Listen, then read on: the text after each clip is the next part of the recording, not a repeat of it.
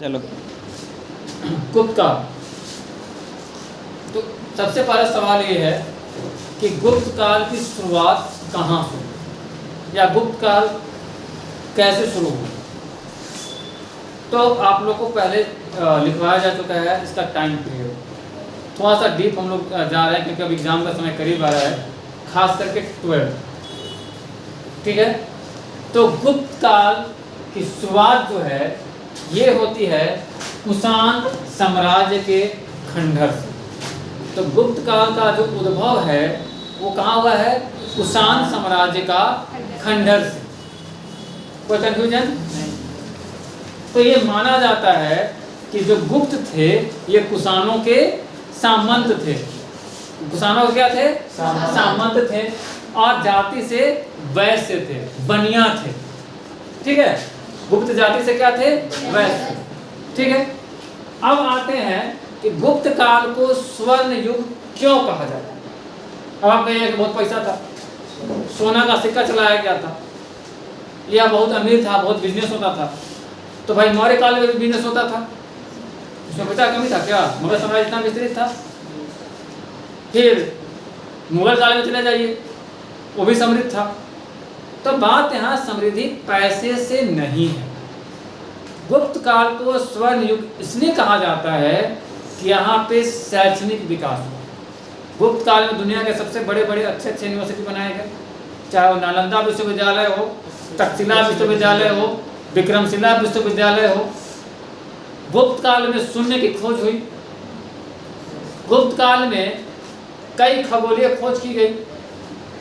जहाँ गुप्त काल से पहले लोग ये मानते थे कि सूर्य पृथ्वी की ओर घूमता है, गुप्त काल में लोगों ने बताया कि सूर्य नहीं घूमता है, पृथ्वी सूर्य का चक्कर लगाता है। गुप्त काल में दशमलव का खोज हुआ।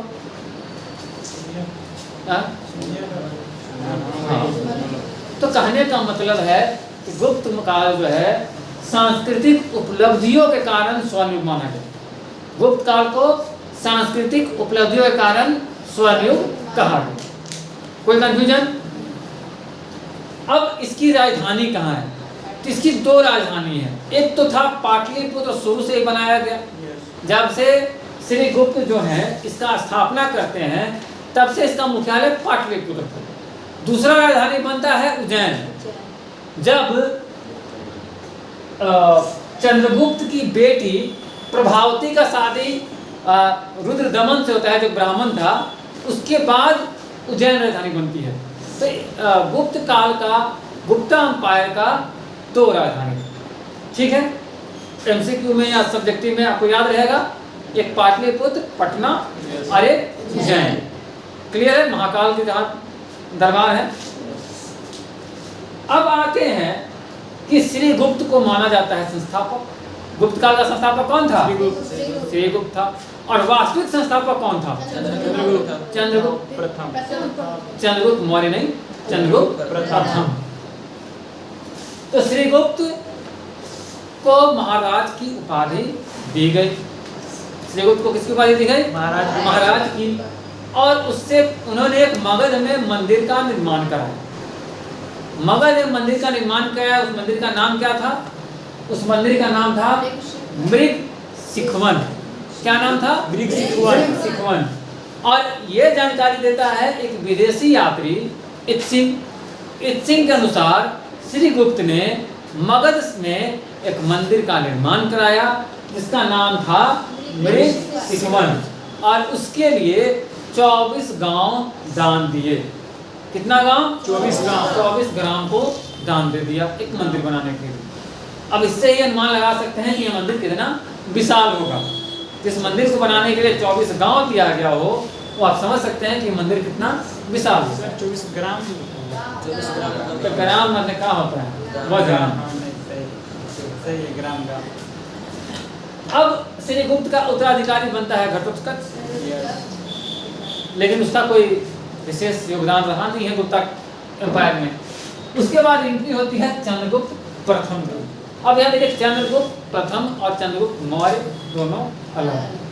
मौर्य जो है मौर्य काल का है और प्रथम जो है ये गुप्त काल का है। तो ये बताइए कि चंद्रगुप्त की पत्नी का क्या नाम था? कुमार देवी लिच्छवी प्रदेश की राजकुमारी कुमार देवी देवी जो थी वो चंद्रगुप्त प्रथम की पत्नी थी। और चंद्रगुप्त मौर्य की पत्नी का नाम क्या था? हेलेना नाम था, और वो सेल्यूकस निकेटर की बेटी थी। तो दोनों में फर्क हो गया, नाम चंद्रगुप्त लेकिन पत्नी अलग अलग, क्योंकि दोनों व्यक्ति भी अलग अलग थे, एक मौर्य थे एक गुप्त थे। अब आते हैं कि 319 में इनका राज्यारोहण होता है, यानी कि कुर्सी में कब बैठते हैं? 319। और राजवाहन की तिथि को, राजारोहण की तिथि को, कुर्सी बैठने की तिथि को ये एक नया कैलेंडर शुरू करते हैं जिसे गुप्त संवत कहा गया। हम लोग शक संवत मनाते हैं ना हिंदू लोग, वैसे ही उन लोग का एक गुप्त संवत कैलेंडर है जो 319 से शुरू हुआ। हाँ हाँ, तो कैलेंडर का क्या नाम था? गुप्त संवत। कब से शुरू हुआ? 319 से। कोई कंफ्यूजन? नहीं। ओके, ईसा पूर्व। ईस्वी होगा। ईसा पूर्व नहीं है, ईस्वी है। मौर्य में जाइएगा तो फिर चला जाएगा। कोई कंफ्यूजन नहीं है। चंद्रगुप्त के बाद एंट्री होती है समुद्रगुप्त की।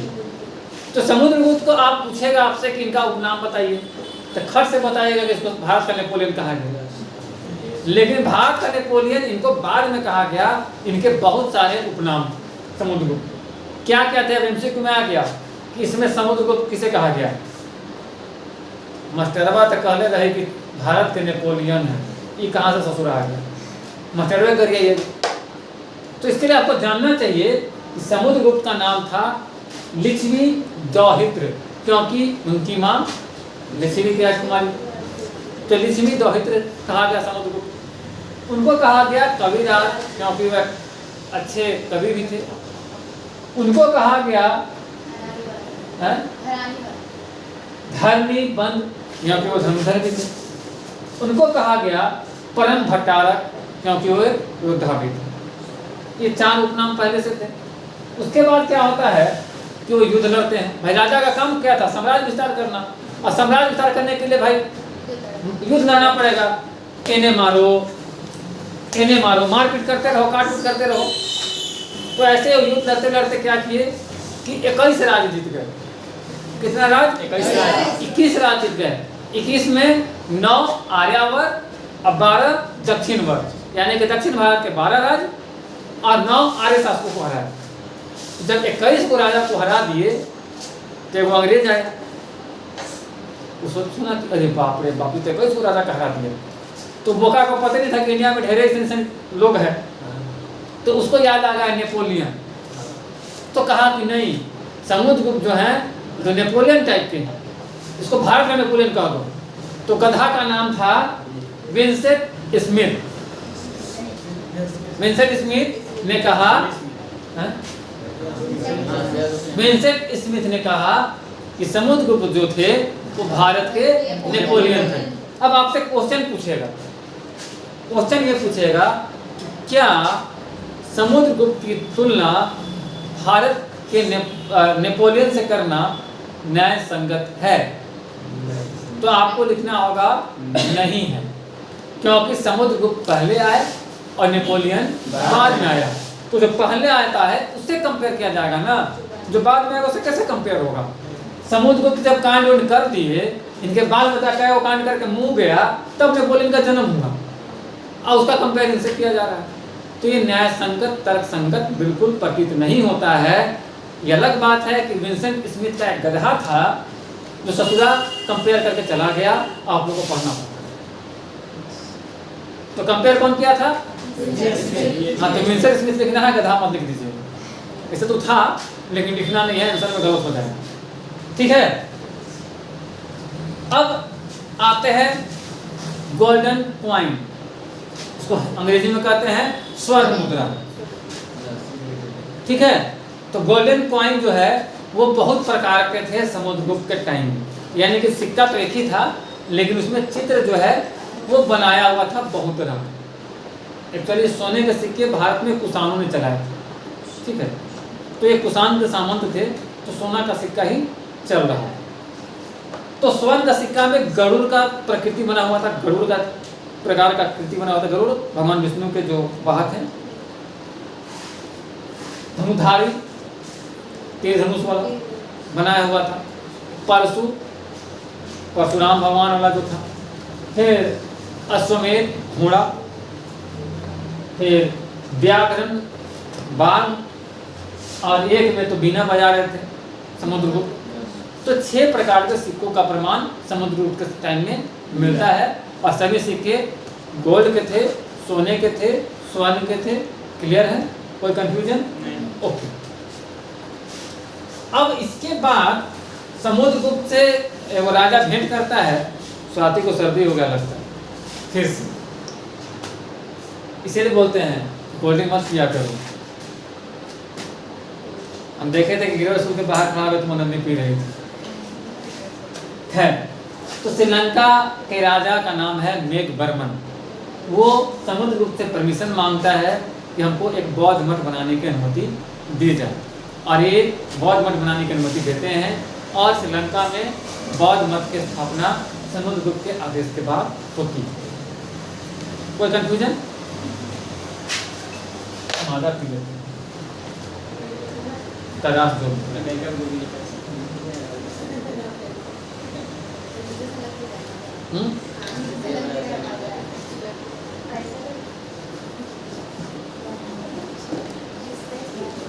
उसके बाद इनके बाद समुद्रगुप्त का जो वंशज है, बेटा था, उत्तराधिकारी था, उसका नाम था रामगुप्त। हाँ, और ससुरा था बोका। बोका समझते हैं ना? गधा, कोई काम का नहीं, निकम्मा निठल्ला, खा के अलेदरा और सुतल रहता। अब जब आप निकम्मे हो जाइएगा तो आपका घर दूरा सब कब्जा कर ही नहीं लेगा। तो शक जो बाह्य लोग थे वो आक्रमण कर दिए इस पे, गुप्त साम्राज्य पे। और जब आक्रमण कर दिए तो उसको लड़ना चाहिए रामगुप्त को। वो कहा कि अपन मेहरारू को जाकर कहा हमारे पत्नी को कि तुम ही राजा बन जाओ, हम लड़ाई नहीं करेंगे। अब स्थिति ये आ गई कि राज्य भी जाने वाला था और उसकी पत्नी भी जाने वाली। अब अगर किसी का पति नकारा हो जाए तो सोचो कि उसका जिंदगी कैसा होगा। वही हाल हो गया था उसकी मेहरारू ध्रुव देवी का। ध्रुव देवी नाम था मेहरारू का, उसका पत्नी। एक्चुअली ये सब बिहार से रिलेटेड घटना है, तो कभी कभी भोजपुरी में निकल जाए। तो रामगुप्त की मेहरारू का नाम क्या था? ध्रुव देवी। ध्रुव देवी। और हमला कौन किया था? शक को। अब कहा दिया कि हम लड़ेंगे नहीं, चाहे तो शक को राजा बना दो, चाहे मेहरारूआ तू ही राजा बन दो, जो ठीक है। तो उसकी पत्नी बेचारी करती क्या? तब बाद में जो है चंद्रगुप्त द्वितीय का आगमन। और चंद्रगुप्त द्वितीय शकों से युद्ध लड़ता है और शकों को मार देता है। हाँ, शकों को मार देता है और साथ में साथ रामगुप्तों को मार देता है। हाँ, तो रामगुप्त को हत्या कर दिया और शक आक्रमणकारियों को भी हत्या कर दिया। कौन किया? द्वितीय। यहाँ पहला था, द्वितीय जो है दोनों को मार दिया। अभी क्या किया कि अगर मेहरारू से ब्याह कर दिया।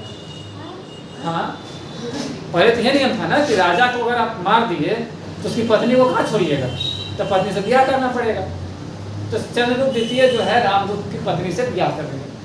इसकी पहले से पत्नी थी लेकिन फिर भी वो ब्याह कर दिया। तो राज भी इसका हो गया और पत्नी भी इसकी हो गई। राज किसका था? रामगुप्त का। पत्नी किसकी थी? रामगुप्त की। पत्नी का नाम ध्रुव देवी। तो राज भी, गुप्त साम्राज्य भी आ गया चंद्रगुप्त द्वितीय के पास, और उसकी पत्नी भी आ गई चंद्रगुप्त तृतीय के पास। वैसे आपकी जानकारी के लिए बता दें कि चंद्रगुप्त द्वितीय का पहले से एक पत्नी थी, नागवंशी मेहरारू थी, उसका नाम था कुबेर नागा। चंद्रगुप्त द्वितीय की पहले से एक मेहरारू थी जो कि नागवंशी राज परिवार से आती थी और उसका नाम था कुबेर नागा। ठीक है। तो क्वेश्चन ये आता है कि चंद्रगुप्त ने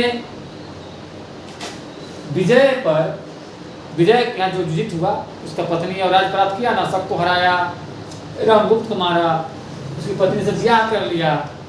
उसके विजय के जश्न में एक सिक्का निकाला और सिक्का किसी का था? चांदी का। यानी कि यहाँ तक सोना था, यहाँ से चांदी शुरू हो गया। तो चांदी के सिक्के में व्याघ्र शैली, बाघ का शैली का सिक्का था। तो इसकी शुरुआत कहाँ से हुई? तो इसका आंसर हो जाएगा मालवा। मालवा जगह है, वहाँ पे इसकी शुरुआत किया और चांदी का सिक्का बाघ की शैली का बना है। कोई कंफ्यूजन नहीं होगा। चंद्रगुप्त की पुरनकी महाराज का नाम था नागा। पुरनकी महाराज का नाम था कुबेर नागा। हाँ, कुबेर नागा, और वो नागवंश के थे। तो पुरनकी महाराज से एक बेटी हुई थी, बेटिया का नाम था प्रभावती। तो प्रभावती के ब्याह कर दिया रुद्रसेन से, रुद्रसेन द्वितीय से। और रुद्रसेन द्वितीय जो था वाकाटक नरेश का बेटा था। अब वाकाटक नरेश माने पंडित जी। तो चंद्रगुप्त की कुबेर नागा की बेटी प्रभावती और दामाद पंडित जी। नागवंशी तो कुबेर नागा थे। अब चंद्रगुप्त गुप्ता साम्राज्य का था। अपने गुप्ता हो गया, मेयारू नागवंशी हो गई, बेटी नागवंशी हो गई, और दामाद रुद्रसेन द्वितीय जो था वो पंडित हो गया। तब कहा कि अब हमको महाकाल के दरबार में एक राजधानी बनाना होगा। तो गुप्ता अंपायर का दूसरा राजधानी बनता है उज्जैन। ठीक है। अब भाई राजधानी बन गया, तो नवरत्न भी सब कोई रखता था पहले। 9 को दरबार में रहेगा तब मेहमान। अब बढ़ता राजा है, दरबार 5 लोग बैठले नहीं है, तो क्या जान रहा है? तो 9 को दरबारी रखना था, और सभी विद्वान होने चाहिए। अब विद्वान थे भी, इसमें कोई शक नहीं है। जैसे कालिदास का नाम सुने ही होंगे। पेड़ पे चढ़ते थे, वह पेड़वा के काट देते थे। हाँ, तो कालिदास के एक पुस्तक का नाम बताइए तो आप लोग। हाँ, अभिज्ञान शाकुंतलम किसका था? हाँ, तो कालिदास हो गए, अमर सिंह हो गए, वराह मिहिर, इनके बारे में तो वो जानिए रहे हैं। धनवंतरी को जानिए रहे हैं, छपनर को जानिए रहे हैं, शंकु को जानिए रहे हैं। बैताल को जानते हैं? टीविया में आता था, इसे ऊंचा कुचा कर विक्रम बैताल। हाँ, तो बैताल भट्ट हो गए, भट्ट खरबर हो गए, और बारमुची हो गए। ये 9 रत्न थे। ठीक है। उसके बाद चीनी उत्पादन होता है। हाँ, इंडिया में चीनी प्रोडक्शन शुरू होता है। माने चीनी प्रोडक्ट का एंट्री होता है, उसका नाम था फायान। एक विदेशी आता है चीनी यात्री, उसका नाम था तो फायान। किस काल में आया? गुप्त काल में आया। और वो आता है 399 में और जाता है 414 में। ससुरा यहाँ आता है तेगो के, और मोटा के तेगो हो जाता है। 15 साल यहाँ खाता है इंडिया में बैठ। भारत सब अनजवा खत्म हो गया है, मुझ तरीका खा गया सब। 15 साल यहाँ लाके खाया। बताओ, अगर हमें कोई किसी के घर जाए तो मेहमानबाजी कितना दिन? 1 दिन, 2 दिन, 4 दिन। यहाँ के रहा, किताबों लिखना शुरू कर दिया। खा के बड़ी मोटा गया था, छुट्टियों के थे था। और यहाँ पे आया था, वो किताब लिखा। किताब का नाम जानते हो क्या था? हो क्यों की ई कौन सी नाम बताओ तो? तेरी नाम वो बढ़िया रखना चाहिए। हो क्यों की, हो क्यों की, हो क्यों की। चाइनीज में लिखा। तो ये किताब किसका था? फायान का। तो फायान कौन था? चीनी यात्री था। अब आते हैं कि चंद्रगुप्त द्वितीय का क्या क्या नाम? हाँ, तो इनका उपनाम था देवगुप्त, देवराज और देवश्री। 3 उपनाम था, देवराज, देवगुप्त और देवश्री। किसका? चंद्रगुप्त द्वितीय का। अब इनकी उपाधि मिला था विक्रमान, विक्रमादित्य और परम भागवत। देख लीजिए, वो परम सुंदरी लिखी थी सुबह में। हाँ, परम भागवत के जगह पे परम सुंदरी लिखी थी संजू अप्रिय, नहीं सॉरी नेहा अप्रिय। नहीं टिप पा रहा है। हाँ, मैंने हम ही गलत। Boss is always right. इसीलिए राइट साइड में, हमेशा राइट साइड में चेयर उसका रहता है। गजबे करती हो तुम लोग। उसके बाद एंट्री होता है कुमार गुप्त का। लेकिन यहाँ श्री गुप्त थे ना, कि कुमारगुप्त प्रथम है, ठीक है। और इनमें 3 अभिलेख का जिक्र मिलता है, एक है मंदसौर अभिलेख, एक है विरधर अभिलेख और एक है तुमैन अभिलेख। तो मंदसौर अभिलेख का लेखक हैं वत्स भट्ट और विरधर अभिलेख और तुमैन अभिलेख का लेखक का नाम आप लोग बता दीजिएगा कमेंट में। हाँ, आज एक एक लोग का कमेंट चेक करेंगे। प्रियांशु जी, रोशन जी, चांदनी जी, चंदन जी, विकास जी, स्वाति जी, नंदिनी जी, खुशबू जी, क्या तो नाम है, स्वीटी जी, नेहा जी, प्रिया जी, सानिया जी और संजू जी। और बाकी आप लोग जो भी देख रहे हैं इसका नाम दोनों का हमको कमेंट चाहिए, ठीक है। उसके बाद मुद्रा में गरुड़ का स्थान पर मयूर का चित्र ले आया। तो गुप्त काल में गरुड़ के स्थान पर मयूर का आकृति लाने का श्रेय मुद्रा में किसे जाता है? कुमारगुप्त प्रथम। देखो क्वेश्चन ऐसा ही बनेगा, ठीक है। नालंदा विश्वविद्यालय की स्थापना किसने की? कहाँ किया? बिहार में। नालंदा तो मुश्किल से तो बन गया। अब उसके बाद एंट्री होती है स्कंदगुप्त की।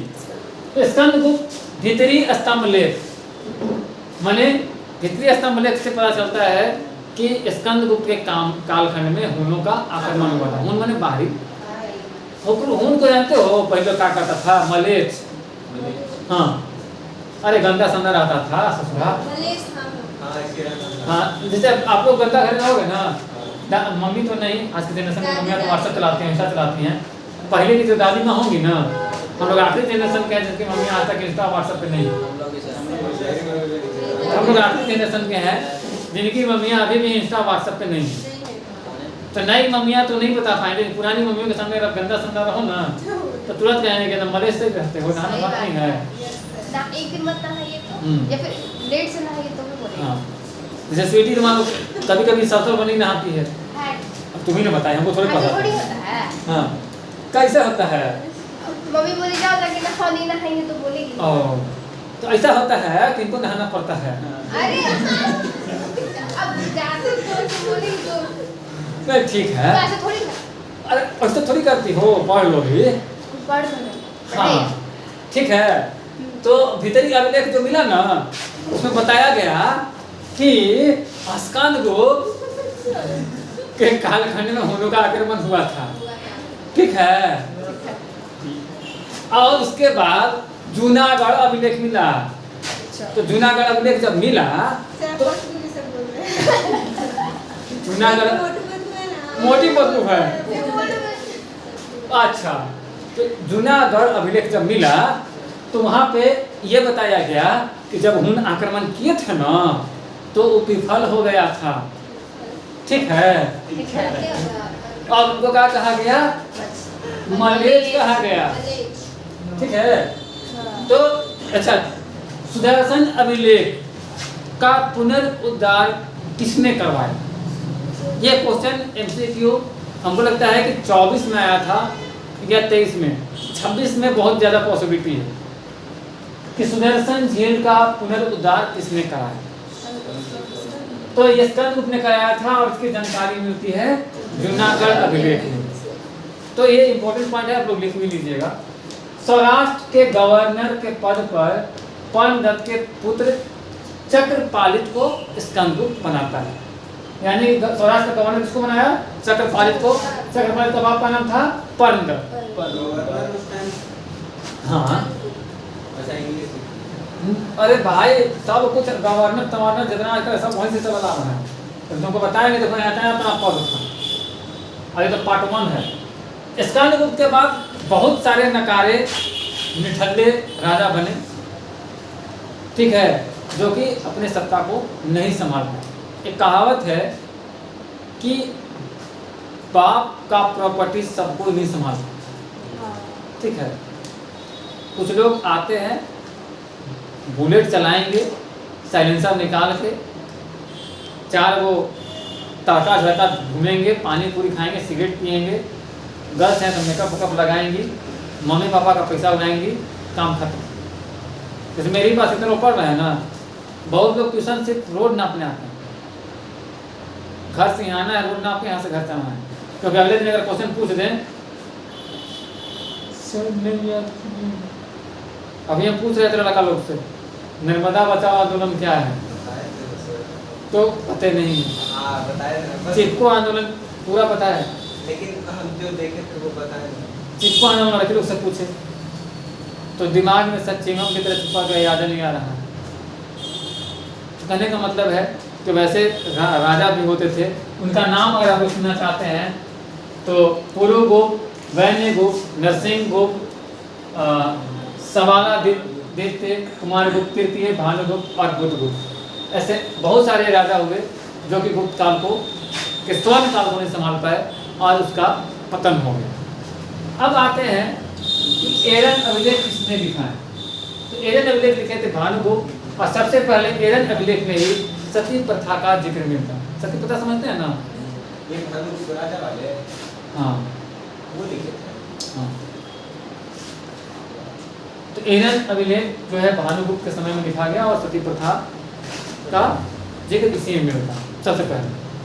उसके बाद अंतिम शासक जो थे वो थे विष्णुगुप्त। अब आते हैं इसका प्रशासन कैसा था, भूमि का प्रकार कैसा था और गुप्तकालीन अधिकारी कैसे होते थे। तो प्रशासनिक इकाई में देश, भुक्ति, आनी और प्रांत, ये चारों एक ही है। प्रांत को भुक्ति कहा जाता था, औनी कहा जाता था और देश कहा जाता था। तो देश को भी बोल सकते हैं भुक्ति कहा जाता था, प्रांत कहा जाता था या औनी कहा जाता था। और इसको जो सामान्य वाले होते थे उसको कहा जाता था ऊपरी या गुप्ता। हाँ, गुप्ता से गुप्ता बना है। तो देश का जो मालिक होता था वो होता था ऊपरी या गुप्ता। उसके बाद है जिला। तो जिला को विषय या आहार नाम से पुकारा गया। विषय या आहार नाम से पुकारा गया। आहार नहीं, आहार में तला हो जाएगा, आहार, ठीक है।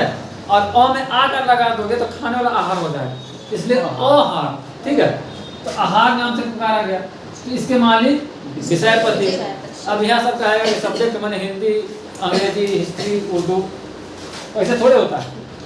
उसके बाद विधि। तो विधि मतलब तहसील, इसका बॉस समिति, पंचायत समिति सब होता है ना आजकल, और ग्राम के बॉस ग्रामीण। अब आते हैं भूमि के प्रकार। तो भूमि का बेसिकली 5 प्रकार बताया गया है। पहला प्रकार था क्षेत्र। क्षेत्र जहाँ पे खेती के लिए जमीन हो, जहाँ पे खेती उपयुक्त तरीके से की जा सके। वास्तु, आज भी वास्तुशास्त्र पढ़ते हैं ना आप लोग, तो वास्तु क्यों? घर के लिए।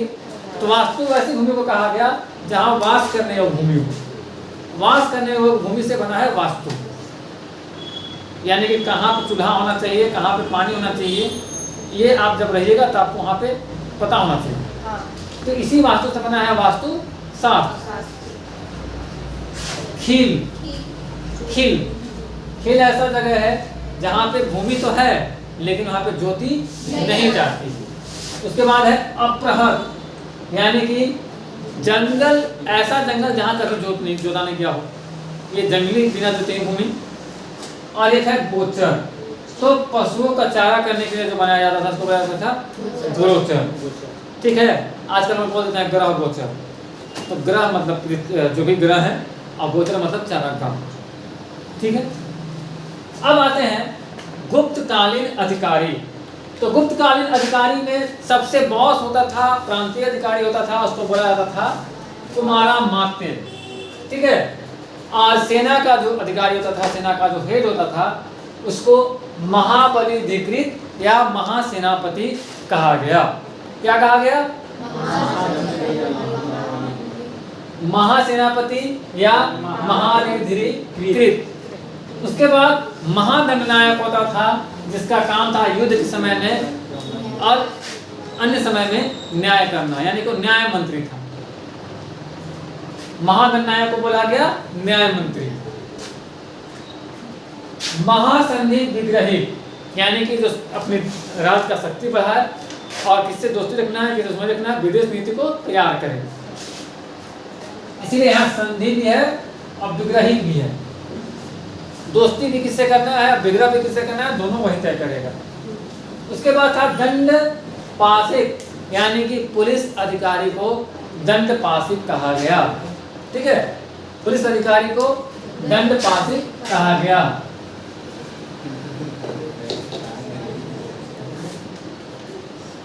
उसके बाद है महामंडलाधिकृत, यानी कि पैसा रखने वाला जो पोस्ट का बॉस था उसको बोला गया महामंडलाधिकृत। उसके बाद है धुआधिकरण, तो जो लैंड टैक्स वसूलता था, भूमि कर वसूलता था, उसको बोला गया धुआधिकरण।